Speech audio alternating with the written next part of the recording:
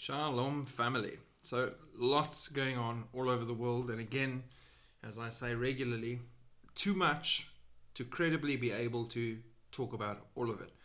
But we'll touch on a few things just quickly. Tortured and killed Israeli American held hostage for hours and beaten to death in Los Angeles.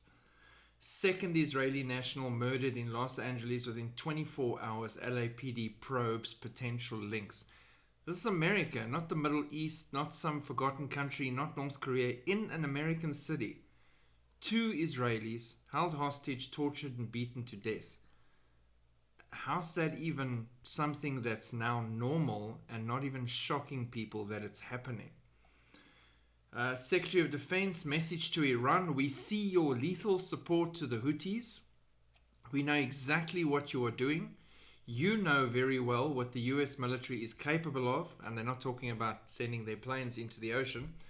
And you were warned. You will pay the consequence at the time and place of our choosing. So a very serious threat to Iran there. We'll see if they follow through on that. Then obviously there's fires that were started by Arabs in Israel, and it's been quite devastating. Massive wildfires that even other countries are offering to come and help put out, and they are seemingly winning with those fires. People that were evacuated, everything. It's really crazy. US and Ukraine signed critical minerals deal. The one that Donald Trump's been trying to get for a while is now officially signed. And then the leader of the Druze community in Syria made a particularly important public announcement following the attack on the Druze. We can no longer trust the Syrian regime. It is slaughtering through its murderous gangs. Urgent international assistance is called for. Now, the interesting thing there is it's only Israel that's helping the Druze. And the Druze aren't Jews. They aren't following anything Jewish. Israel's still helping them. So it's not that Israel has an issue with Arabs or Muslims or anybody else. They've got an issue with people trying to kill them and their civilians. Nearly 5,000 acres of mostly forested land has burned so far in the western side of Jerusalem. So, like I say, it's bad. And considering what Israel was when they moved in there in 14 May 1948 to how forested and beautiful and full of farms it is now, and now they're losing a lot of this to these wildfires. Planes coming to assist. Putin's response to the rare minerals deal. Russia launched 5 missiles and 170 drones at Ukraine last night. Yeah, crazy. And then Pakistan warns it has credible intelligence that India will strike within the next 36 hours. In a dramatic escalation of regional tensions, Pakistan's foreign minister Ishaq Dar claimed on Monday that Islamabad possesses credible intelligence, indicating India is planning a military strike against Pakistan within 36 hours. So that was Monday. That's meaning that strike should be taking place any time from today. The startling assertion sparked concern across diplomatic channels and raised fears of fresh confrontation between the two nuclear-armed neighbors. According to CNN, I know we can't trust CNN, Dar made the statement during a press conference in Islamabad, warning that Pakistan's armed forces were on high alert and fully prepared to respond. This is cross-referenced with other news agencies as well, and this is the tension situation on the ground in Pakistan. This is not a false alarm. We have credible intelligence supported by multiple sources that a strike is being planned, he said.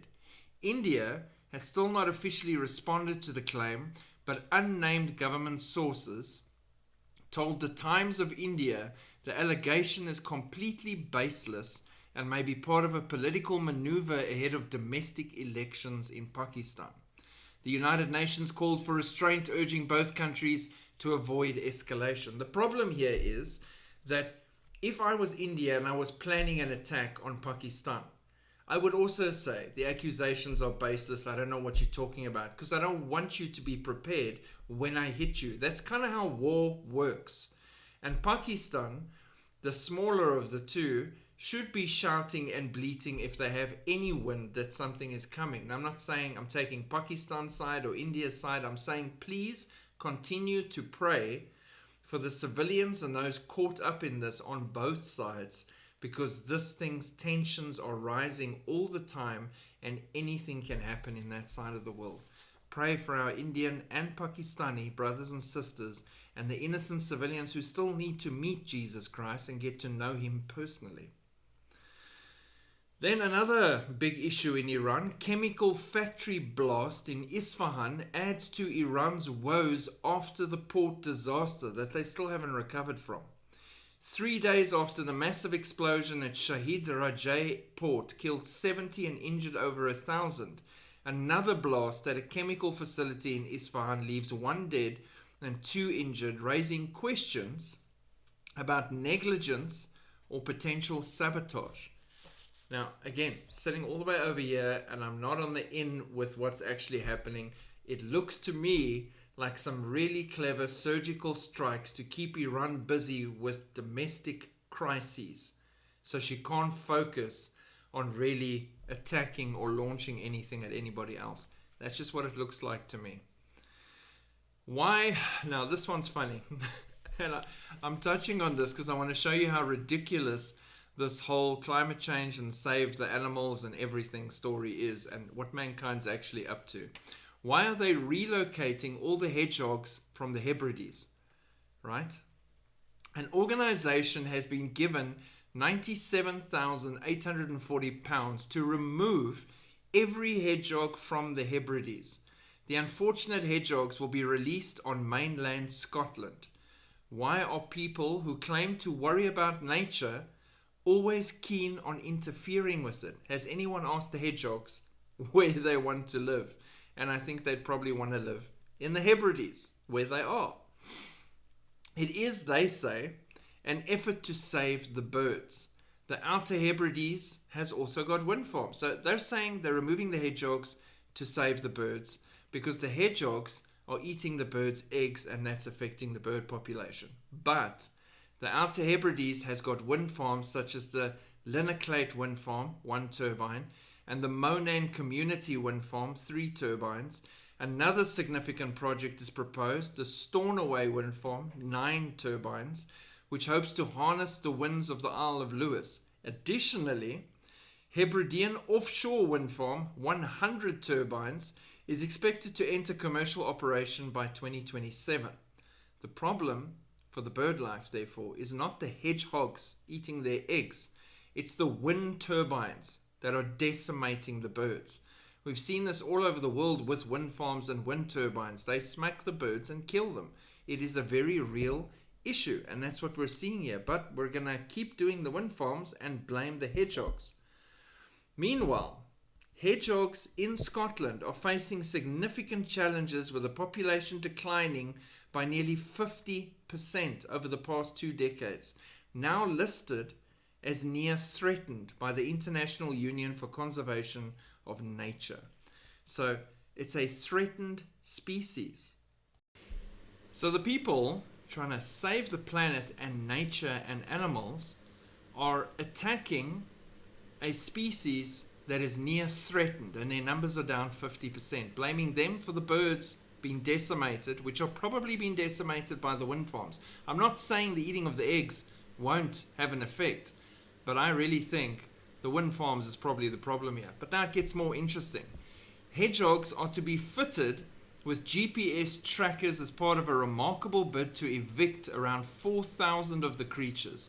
Satellite technology will be deployed to monitor the hedgehogs, and although the hedgehogs are one of the nation's best loved animals, because of the feasting on bird eggs, they are being targeted. So very interesting. They're going to use satellite tracking on these animals, and if these poor animals even try to go back to the Hebrides, they're going to get picked up or taken out. Now, they have previously even thought and talked about using snipers to take them out, and they've used many other means, and they've paid the local population rewards for capturing them and removing them. And like I said, now near threatened. 50% decline in numbers.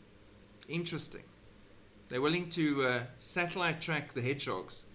How willing do you think they are to satellite track you very soon when they finalize this mark that's coming, that we see coming really, really fast? Not that it matters to us, who are saved, redeemed, and bought by the blood of Jesus Christ.